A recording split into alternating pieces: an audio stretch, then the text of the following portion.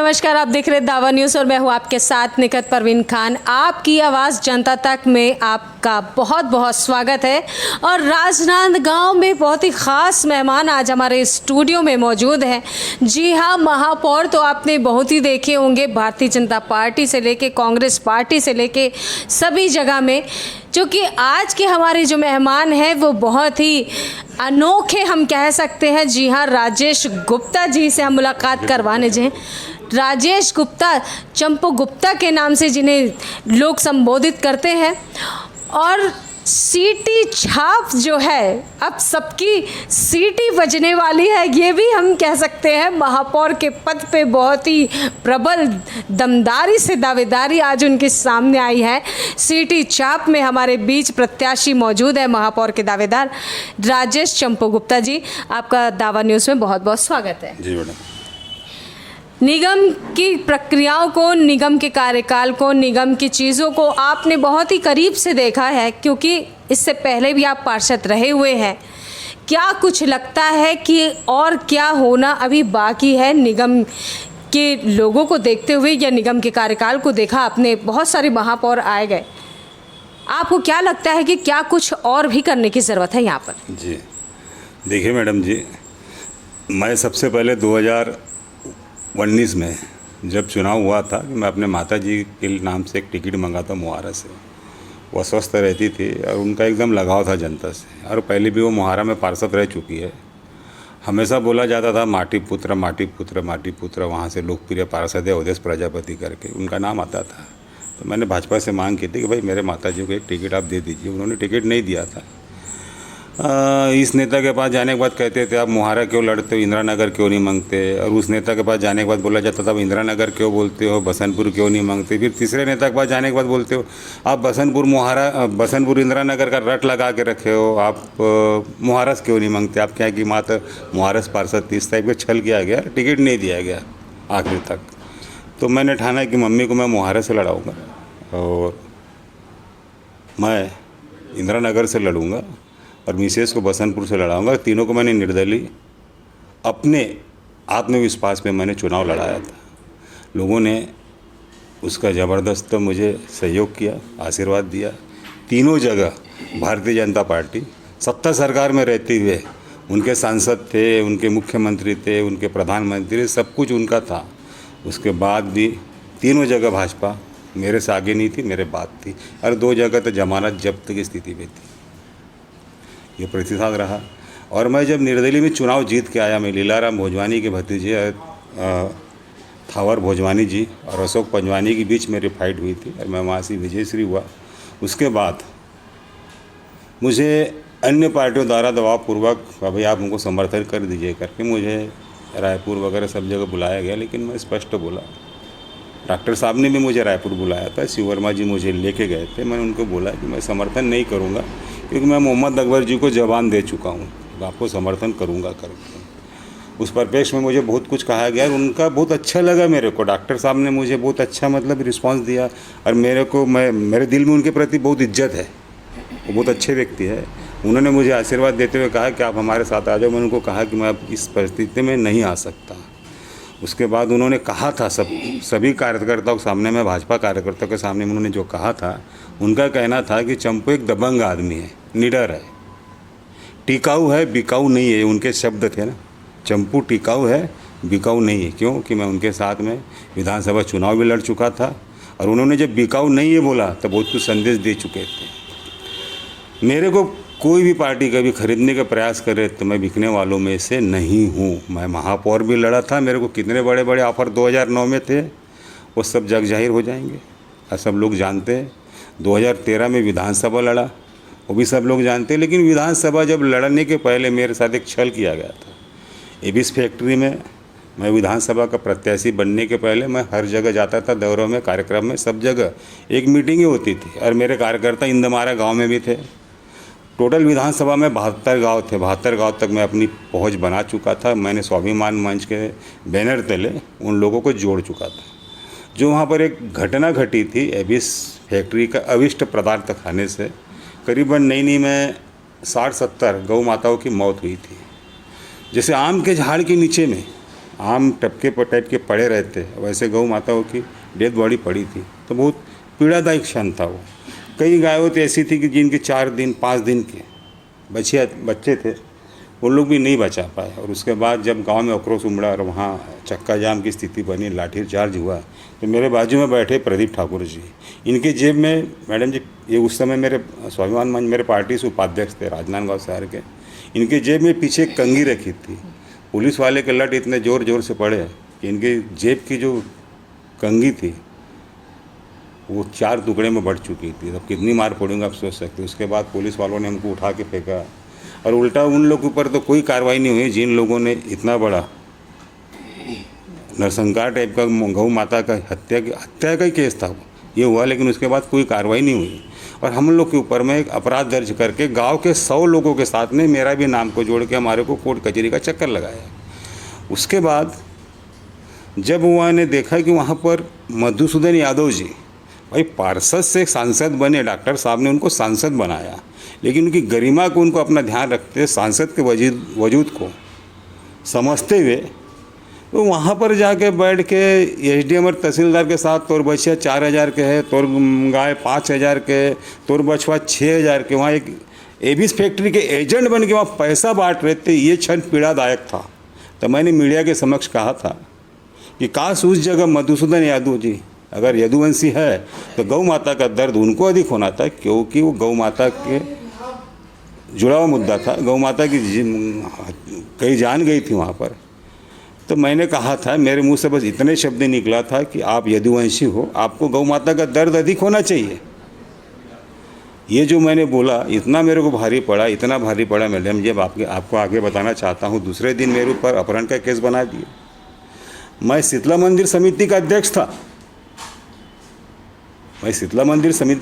था। मैं लाइसेंसी व्यापारी हूँ मंडी से। मंडी में मेरी थोक में चिल्लर में धान खरीदी, अनाज खरीदी चलती है। मैं लाइसेंसी हूँ मंडी में और वो मंडी का हमाल है। मैं शीतला मंदिर समिति में बसंतपुर क्लब चौक में अध्यक्ष हूँ। उस मंदिर का निर्माण मैंने किया हूँ स्वयं। माता की मूर्ति की स्थापना से लेकर मंदिर का निर्माण, बहुत बड़ा भव्य प्रांगण मैंने बनवाया अपने लागत से, कोई चंदा किसी से नहीं लिया। लोगों ने मेरे को स्वयं अध्यक्ष बनाया, मैं वहाँ अध्यक्ष था। लेकिन एक घटना घड़ी थी कि मेरे परिवार में गमी होने के कारण जब नवरात्रि आई तो मैं ज्योत कक्ष का रसीद मैं नहीं छूँगा, मैं नहीं काटूंगा करके मैं अन्य लोगों को जिम्मेदारी दे चुका था। उसमें जब 50-60 रसीदें 50-60 जोत के जगह पे जब हमने देखा कि भाई 60 लोगों ने पैसा जमा किया लेकिन 50 और 51 लोगों का ही वहाँ पर रसीद कटा है, तो अच्छा नहीं लगा। तो मैंने कहा था कि मैं ऐसे जगह पे शामिल होकर मैं पाप का भागीदार नहीं बन सकता। 60 लोगों ने पैसा दिया, अब 60 लोगों की जोत रखिए, है ना। तो उस समय कुछ विवाद था आपसे, मन मोटाव टाइप का, तो मैंने अपने पद से इस्तीफा दे दिया था। मैटर कुछ भी नहीं था। मुद्दा एबिस फैक्ट्री वाले मधुसूदन वाले मैटर को लाके इन्होंने मेरे ऊपर ज़बरदस्ती अपहरण का केस बना दिया। 365, छोटी मोटी धारा नहीं है अपहरण। प्रार्थी जिसने रिपोर्ट लिखाया तो वो आके मेरे पास निवेदन कर रहा है, मेरे पास हाथ पैर जोड़ रहा है, भैया मैंने तो कुछ भी नहीं लिखाया। जबरन मेरे को थाने में ले जाके साइन करवा लिया गया। उन्होंने उसके बाद में दुर्ग आईजी को लिखित में लेटर दिया, लिखित में प्रमाण है मेरे पास, लिखित में लेटर दिया कि इस व्यक्ति के साथ ज़बरदस्ती किया जा रहा है। इन्होंने मेरे साथ कुछ नहीं किया। एक आदमी एक व्यक्ति को एक्टिवा गाड़ी में बैठा के किसी का अपहरण कैसा करेगा, पहला प्रश्न। TP Sharma high court magistrate थे, उन्होंने फाइल को पढ़ा, इसमें राजनीतिक बुआरी करके फाइल को फेंक दिया और मुझे अग्रिम जमानत दी 25 दिन की। आप स्वाभिमान मंच के ये हो, आप चुनाव के समय अपना काम करिए, 25 दिन बाद 10,000 के पट्टे पे आप मुचल के आप जमानत करवा लीजिए करके उन्होंने मुझे, केस ख़त्म हो गया। लेकिन आज भी वो लेटर मेरे पास है। इस टाइप से मेरे ऊपर केस बनाया गया। अब मैं उसके बाद जब पार्षद बन के चुन के आया तो मुझे स्वास्थ्य विभाग का जिम्मा, मैं गृह मंत्री उनसे मोहम्मद अकबर जी से चर्चा होने के बाद मुझे उन्होंने और भी ऑफ़र दिया था, लेकिन मैंने किसी भी ऑफ़र को महत्व नहीं देते हुए, सत्य है जो भी है, सारे कांग्रेसी लोग इस बात को समझते हैं, मैंने उनको स्वास्थ्य विभाग मांगा था कि स्वास्थ्य मतलब हॉस्पिटल एरिया मेरे ही वार्ड में आता है। मेरे दरवाजे से, मेरे घर के दरवाजे से हॉस्पिटल चालू हो जाता है। हॉस्पिटल की क्या पीड़ा है, क्या दर्द है, मैं देखता हूँ अपनी नज़रों से। मुझे स्वास्थ्य विभाग दीजिए, सफाई व्यवस्था भी सुधार दूंगा शहर की करके मैंने उनसे मांग किया। तो उन्होंने मेरे मांग पे ओके कर दिया था। उसके बाद यहाँ पर छल हुआ मेरे साथ में। जब यहाँ पर आया तो गणेश पवार का नाम को निकाला गया। मैंने उस समय सुदेश देशमुख से चर्चा करी कि भाई उन्होंने ऐसा किया है तो तुमने ऐसा क्यों कहा, इन्होंने क्यों किया। तो चंपू कुछ गलतियाँ हुई है, 6 महीने के बाद अपन फिर वैसे को वैसे सुधार लेंगे। वो 6 महीना आज तक नहीं आया। लेकिन जब भी कुछ बातें होती थी आपने देखा भाई अन्य सेंटरों के जगह पे हमारे यहाँ पर जो कचरा सेंटर है, यसाराम सेंटर है, वहाँ पर हमेशा विवाद होता था। अब विवाद देखिए, मेरा कहने का मतलब ये है भाई किसी भी कर्मचारी को अब दबावपूर्वक गलत काम करने के लिए बोलोगे, भाई वहाँ पर अगर समझ लो 20 कर्मचारी काम करते हैं, उसको अगर तुम बोलोगे तुम 34 कर्मचारी की हाजिरी डालो और कल अगर जांच होती है तो तुम्हारा तो कुछ नहीं होगा, लेकिन वो बेचारी निपट जाएंगी। इसलिए वो मजबूर थी। कचरा गाड़ी में बड़ी मतलब शर्म आती कि जो गरीब लोग कोरोना के काल के समय में अपने बाल बच्चे परिवार को घर में छोड़कर कोरोना के समय में लोगों के दरवाजे में जाके वो लोग कचरा कनेक्ट करते थे। हमने उनके साथ क्या किया, वो लोग एक प्लास्टिक की बोतल बीन के ला रहे, झिल्ली बीन के ला रहे, कचरा कनेक्ट कर रहे, जमा कर रहे, भाई इसको हम लोग बेचेंगे तो हमको 2 पैसा मिलेगा। उन लोग का अनुबंध कैसा होता था, ठेकेदार आज अनुबंध में भरता था कि 38 रुपये में पुट्ठा लूँगा, 40 रुपये में लोहा लूँगा, 22 रुपये में प्लास्टिक लूँगा, 30 रुपये में रद्दी लूँगा। एग्रीमेंट लिखा रहता था, लेकिन इन भ्रष्टाचारियों नेताओं के कारण उनके साथ छल होता था। एग्रीमेंट होने के बाद भी जब ठेकेदार बोलता था कि भाई अभी इसका रेट कम हो गया, जो 32 रुपये था वो 22 रुपये हो जाता था, जो 28 रुपये वो 18 रुपये हो जाता था। मैंने इनसे कहा ऐसा क्यों, तो सर बोले रेट कम हो चुका है। अच्छा ठीक। अब मेरे को समझ में आया, मैं जाके जब देखा 17 सेंटर है, सच्चाई जब पता चली कि भाई एक सेंटर से 17 हज़ार रुपये ठेकेदार से वसूला जाता है, जो कबाड़ी वहाँ से उठाता है उससे। उस समय ठेके में था और पूरा शहर ने देखा कि बाहरी लोगों को यहाँ पर ला के, बाहर के दुर्ग भिलाई के लोगों को ला के यहाँ पर ठेका दिया गया था। क्या राजनांदगांव में काम करने वाले नहीं थे, राजनांदगांव में ठेका लेने वाले नहीं थे? दुर्ग भिलाई से आयुष ठाकुर को तुम यहाँ पर ला के ठेका दिए थे। भाई सारा शहर जानता था। वो करता क्या था भाई, छोटे छोटे कर्मचारियों को धमकाता था, ऐसा करो वैसा करो, माँ बहन की गाली बकता था। भाई उस समय भी आपने देखा कि भीमराव बागड़े जी से जुड़े हुए महिलाएं थे जो सेंटर में कर्मचारी थे, उन लोगों ने कहा था कि 7 मर्डर किया हूँ, 8 मर्डर किया हूँ, हमको खुलेआम धमकियाँ देता है करके। उसके बाद भी काका की सरकार थी, हमारी महापौर जी एकदम क्लोज थे। कई केस ऐसे हुआ कि उन्होंने अनदेखा किया जानबूझकर। और बाद में पता चला कि जब मैं वहाँ पर गया एक सेंटर में, तो वो व्यक्ति काटा कर रहा था। मैं अचानक जाके उसके कांटे पे खड़ा हुआ, मेरे पास सारे फुटेज जो प्रमाण चाहिए था, मैं प्रमाण भी देने के लिए तैयार हूँ, और सारे कर्मचारी वहाँ गवाह है। पुष्प वाटिका का मैटर है ये। वहाँ पर जब मैं कांटे में खड़ा हुआ तो वहाँ पर कर्मचारियों के द्वारा जो कबाड़ी बेचा जा रहा था, और मैं कांटे में खड़ा हुआ तो देखा मेरा 105 किलो वेट है, लेकिन 90 किलो मेरा वेट हो गया वहाँ पर कांटे में खड़ा होते हुए।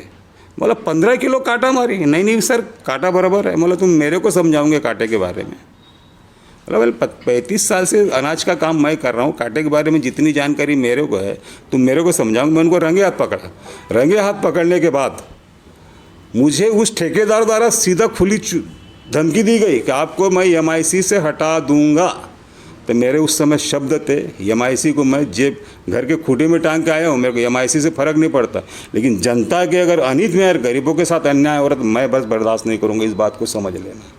उस बीच में मेरे सेंटरों में कई बार विवाद हुआ, ताला लगा, ताला जड़ दिया गया। बाद में क्या हुआ, बड़े अक्षरों में छपा था कि सत्ता परिवर्तन होते साथ उस ठेकेदार के ऊपर मंथली 8 लाख रुपए वसूली का ऑडिट निकला है।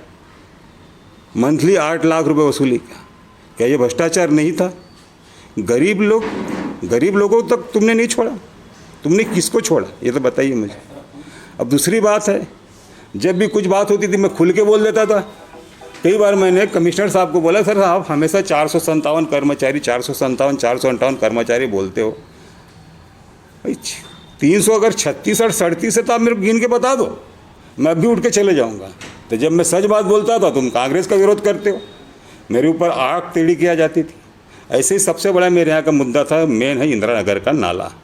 अब नाले के बारे में मैं आपको विस्तार से समझाना चाहूँगा कि नाले के मुद्दे को अगर मैं नहीं उठाता तो ये फर्जी जुआ का कार्रवाई, ये फर्जी 420 मेरे ऊपर नहीं बनती। मेरा परिवार यहाँ तक कि मेरी मिसेस दवाई खाना तक बंद कर दी थी। उनको तकलीफ़ है, उनका इलाज चल रहा है नागपुर में। इतना मानसिक तनाव हुआ बच्चों को। भाई मेरे घर में बड़े बड़े बच्चे, पढ़े लिखे बच्चे हैं। मेरी बड़ी बिटिया मास कम्युनिकेशन का कोर्स करी है और वो दिल्ली जामिया यूनिवर्सिटी से फर्स्ट है वो। और यहाँ पर टाउन इंडिया में वो सेवा भी दे चुकी है कुछ महीना तक, पूजा गुप्ता करके। उसके बावजूद भी इस ढंग से किया जाए, ये शर्म से परे था मुझे। जब मैंने नाले का मुद्दा उठाया, भाई नाले वाला मुद्दा मेरा यहीं से नहीं था। नाले वाला मुद्दा यहीं का नहीं था। नाले वाला मुद्दा मेरा आज का नहीं था। नाले वाला जो मुद्दा है ये 2007 में जब मेरी यहाँ की माता जी पार्षद थी, उसी इंदिरा नगर वार्ड से, उस समय का है। उस समय इन्हीं नगर निगम के इंजीनियरों ने, इन्हीं लोगों ने उस नाले की खुदाई करवाई थी, कीचड़ में चलने वाली पोकलन मशीन को लाके। और इन्हीं लोगों ने नापजोक करवाया था कि 32 फीट चौड़ा, 10 फीट गहरा, इस पार से जैन स्कूल से लेके लोहाबाड़ा तक इन्हीं लोगों ने नापा था। उस समय जेबीसी हमारी लोहाबाड़ा के पास से उतरती थी, जैन स्कूल के पास से निकलती थी, जैन स्कूल के पास से उतरती थी, लोहाबाड़ा के पास से निकलती थी। पूरा 2 किलोमीटर का एरिया कवर करके निकलती थी वो। आज नाले की खुदाई होने के बाद हमारा कार्यकाल ख़त्म हो गया। 2018 में 1/3/2018 को एक ठेकेदार को, अरविंद शर्मा को, अब ठेकेदार कौन है क्या आप सब समझ रहे हो, स्पष्ट नाम लेके बताना जरूरी नहीं है। ठेकेदार को, अरविंद शर्मा को नाले के विकास कार्य का टेंडर मिलता है। 1/3/2018 को मिलता है। 1/3/2018 को टेंडर मिलता है। 3/5/2018 को 93,78,400 का भुगतान हो जाता है। नाला ऊपर है, नाली नीचे है, उसको नहर नाली बना दिया। और जहाँ से नाला छूटा था, परिस्थिति आज ये है वहाँ पर कि उस नाले की आप ईमानदारी से पूरी जांच करवा लो। एक ठोक राड़ थे दूर, उसमें एक ठोक तार का टुकड़ा तक नहीं है। 30 करोड़ रुपया अधोरचना मद से डॉक्टर साहब ने राजनांदगांव विकास के लिए और अन्य कार्य के लिए प्लस नाले के लिए पैसा दिया था। तो मेरा मानना था जब उन्होंने इतनी बड़ी रकम दी, फिर नाले को अधूरे क्यों छोड़ दी, कि अतिक्रमण के लिए छोड़ा था? और फिर नाले को इतना ऊपर बना दे, किसी ने, इंजीनियर ने, किसी लोगों ने मॉनिटरिंग क्यों नहीं की? नालियाँ नीचे है, नाला ऊपर है, नाला का ही पानी नालियों के रास्ते से पूरा बस्ती में भर जाता है। आज वहाँ पर ये स्थिति है कि जहाँ से नाला छूट गया था, वहाँ से हेमा देशमुख जी के कार्यकाल में, कांग्रेस के कार्यकाल में, अच्छा सुनिए मैडम, कांग्रेस के कार्यकाल में मैं इस बात को 2021 में भी सदन में उठाया था। मैं 2021 से लड़ाई लड़ रहा हूँ। कोरोना समाप्त, तो उस समय से मेरा लिखा पढ़ी कागज सब चल रहा था।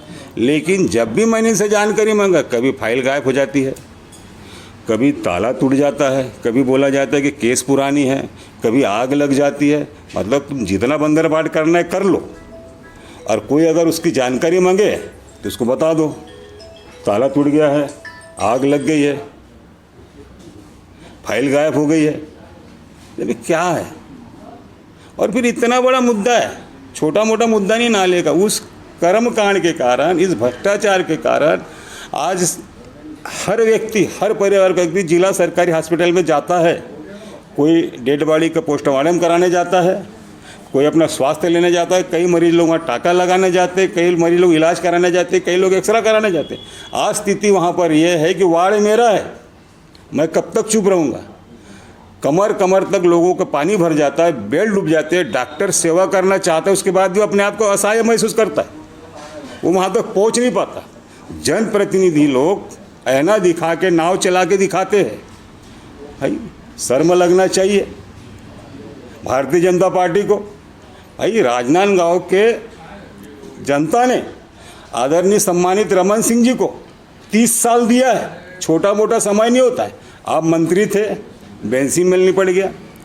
आप मुख्यमंत्री थे, नाले का पैसा कोई पूछने वाला। मैं कई बार डॉक्टर साहब से 3-3, 4-4 बार मिला हूँ। मैं संतोष पांडे जी से भी मिला हूँ। महापौर को कहा कि तुम इसमें बस इंटरेस्ट मत लो, नहीं तो ये बहुत बड़ा मुद्दा, मैं छोड़ूंगा नहीं। मैंने चेतावनी पहले दे चुकी थी और मेरे पास पूरा रिकॉर्डिंग है, पूरा मेरे पास ये है कि जब मैं सदन में सामान्य सभा में इस बात को उठा चुका हूँ। उनको बोला था मैंने ये बहुत गंभीर मुद्दा है, इसको हल्के से मत लो, नहीं तो कल मेरे को मेरे वार्ड की जनता, गरीब जनता को लेके तुम्हारे खिलाफ में अनशन में बैठना पड़ेगा। उसके लिए तुम मुझे मजबूर कर रहे हो। मैंने पहले चेतावनी दे चुका था, आज का मैटर नहीं था मेरा। जब मैंने देखा सारे कागज़ मैंने निकाला तो उसमें 93,78,000 का भुगतान हो चुका है, बाकी पैसे का हिसाब नहीं है। 2 महीने में नाला अधूरा छूट गया, पेमेंट निकल गया, बाकी पैसा का हिसाब नहीं।